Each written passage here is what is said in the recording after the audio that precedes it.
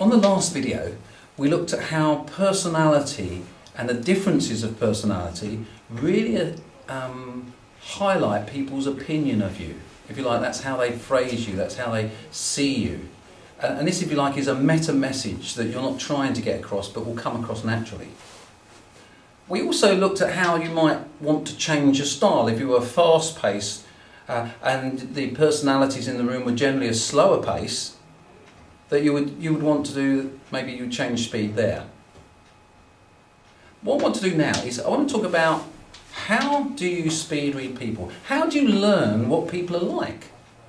And these are people that you might not see very often. So how can I possibly find out what the CFO's like if I only meet him once a month? Actually, there's an awful lot you can do.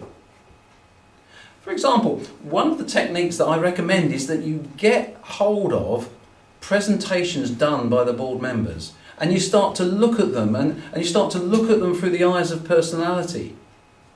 Yeah, does their personality in their presentation look like a lot of facts? Does their personality look more like big picture? For instance, also the language in their emails.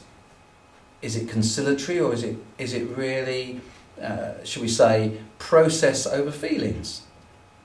When you go into a room, how are you going to read the people then?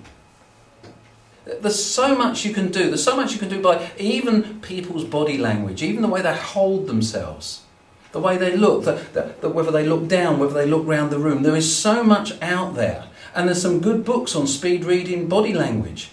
But what we want to separate out is, what is personality and what is that particular situation? For example, if you see someone with their hands folded, you might think, wow, they're really negative to my presentation. If you didn't notice that actually the room was a bit cold and they were probably just keeping themselves warm. So in some ways, speed reading people is an art, but it's also a science. And actually, it's an open science. There's lots of materials out there. What you need to do is take the model, the personality model you're comfortable with, and start to look for what are the evidences.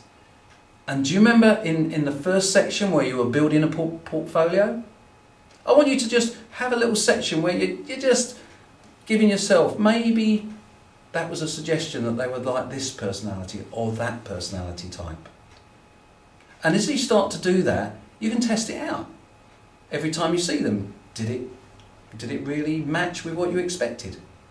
So it's a long path, but it's so worthwhile. The difference between being able to speed read and then adapt, for many, many people, will be the defining skill in their life.